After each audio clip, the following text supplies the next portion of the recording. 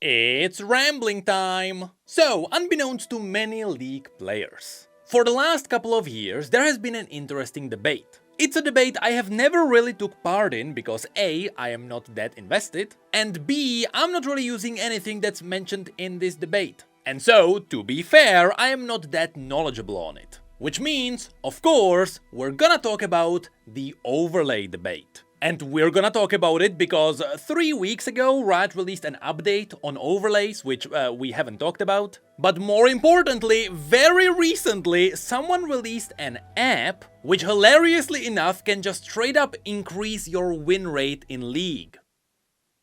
Yep, so let's dive into this. As I mentioned, while I've been playing League for over 15 years now, yes, I know, we are old, I have never in my life used a League overlay. I don't know how to install them, I'm not really sure how to use them, but I do know what they roughly do. For example, the one overlay that is being used the most by far is the one that is keeping track of jungling timers. Besides that one, people also use them to track timers on the enemy summoner spells. And of course, in both of these cases, the user is absolutely getting a massive advantage despite this coming out of a third-party program. And that, for a very long time, sparked the debate of, why is this allowed? With the answer being, I don't know. Well, I do know, partially. The real answer is that should overlays be banned, people would be doing the exact same thing, just outside of the overlays. How do I know this? Well, I did this 15 years ago, when I was like 15. Yes, we are old. But back during Season 1, I used to launch a timer in a separate window, and when I cleared the camps, I started a stopwatch. And soon after this, people actually developed free apps on phones which did this. You just clicked the icon of the camp and it started the timer. This meant that you got effectively the exact same advantage, but it wasn't in an overlay. It was completely outside of the game's UI, which means the game wasn't able to track it. So should Riot take these timers away, people would just do it just like they did back in the day. However, that's not really where the power of overlays ends. Because now people use them to track the win rate and the ranks of all players. They use them to see the champions they usually play. They use them to track their win rates. They use them to automate the builds on their champions. It calculates the current average DPS of both teams. And oh boy, did I mention that some of these are paid? Meaning these overlays have ads in them, and if you want to remove them, you have to pay. Is this really what we want? Well, Riot doesn't. But what's bad is that it's kinda too late, and all of this is spread too far. And in fact, Riot knows that some of these overlays give you way too much of an advantage. Now, when it comes to all the overlays that give you just pure data on the players, those are kinda pointless. They look cool and they make you feel smart, but when you are in the middle of a game, realistically, you are not gonna do anything with the information that the enemy is playing their main, or that they are playing a champion they play slightly less. In most cases, you're just gonna play the game the way you normally do. But what's more problematic is the overlays that give you combat information. Mostly we are talking about jungle timers and summoner spell timers and ultimate timers. And what's interesting is that, again, despite the jungle timers being used by far the most, Riot just lets people use the overlays instead of just putting the timers into the game. I mean, Riot has done it for other things.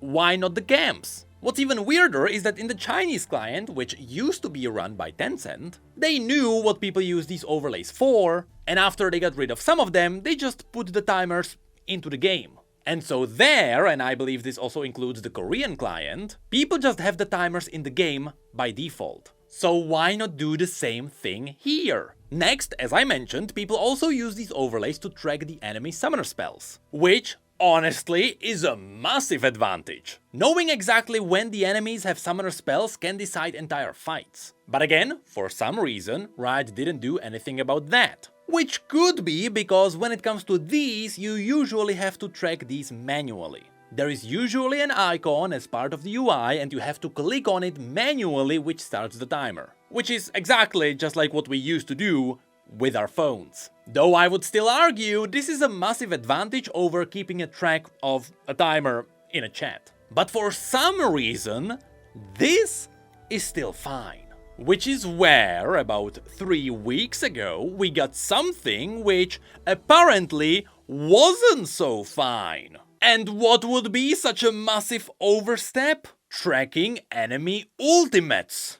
How is that different from summoner spells? I don't know. But about 3 weeks ago, Riot banned all overlays which kept track of the enemy ultimate timers. And that's for both automatic ones and manual tracking. Which means some of the overlays were able to start the timers on their own. And this once again brought up the question, why exactly are overlays allowed? It feels like people would be happier without them. In MMOs, for example, add-ons have always been a hot debate. There are games where they don't allow them because people are too resourceful with add-ons and they break game design. And there are games that do allow them.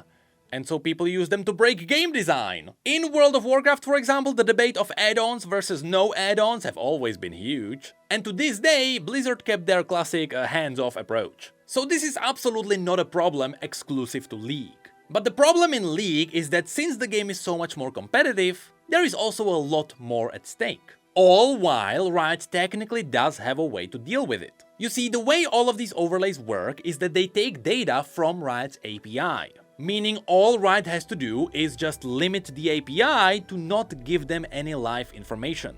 But the problem then is, this effectively kills all fan-made tournaments. Because suddenly people can't make their own fancy esports overlays. Which means Riot will just have to ban specific overlays. Just like what they've done with the ultimates. But unfortunately, League's creative community always finds a way to break competitive integrity. And so, only last week, a new challenger entered the arena. We got a person who made an AI model which predicts 62% of all games based on draft alone. Now here we quickly have to point out something. While people like to use the word AI everywhere, as far as I am aware, we are not actually talking about a real AI. This should be just a data collection that is collecting data from Riot's API, just like all the other overlays. However, here it is doing it in a clever way. Instead of just tracking the win rates based on counterpicking,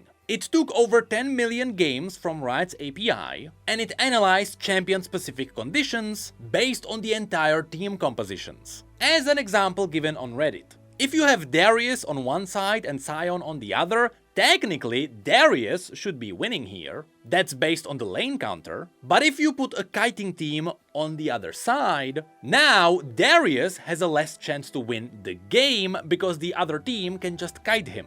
And so this system actually looks at the win percentages that matter. Now in practice, the way it works is that you launch the app and then you just click in the champions as they are being picked during the draft. You also pick what rank you are, and based on that, the app is able to predict whether you are going to win or not with 62% accuracy. Now, 62% may not sound like a lot, but in reality, that's huge! Anything that is over 50% means that if you just blindly follow these predictions, over a longer period, mathematically, you are guaranteed to climb if you dodge the games where you are not going to win. Now sure, the dodge penalties are getting more and more severe over the years, but if you are able to force them, then you will climb. That is at least until you get to the point where you are absolutely not where you belong with your rank. You will hit your skill cap eventually. Now, the creator of the model also mentioned that apparently this only works for solo play, because it was not trained on team play, meaning you can't really use this to predict pro plays and then use a betting website to make a lot of money. Thank God. But despite this, this is yet another outcome of League's clever engineering. And the funny thing is, Riot technically can't do anything about this because it is not an overlay. It is, however, drawing data from their API. So in order to avoid this, they would have to limit the API again. Will they do it? Probably not. They have other things to deal with, such as the Exalted skins. But at the very least, they did prove that they are paying attention to these problems. Because so far, they banned the ultimate trackers, while ignoring everything else. Will they eventually take down the rest too? Probably, though most likely they will just put everything into the game, just like what's happening in the Chinese client. But should they really integrate everything into League? Riot, just please don't put in the ads.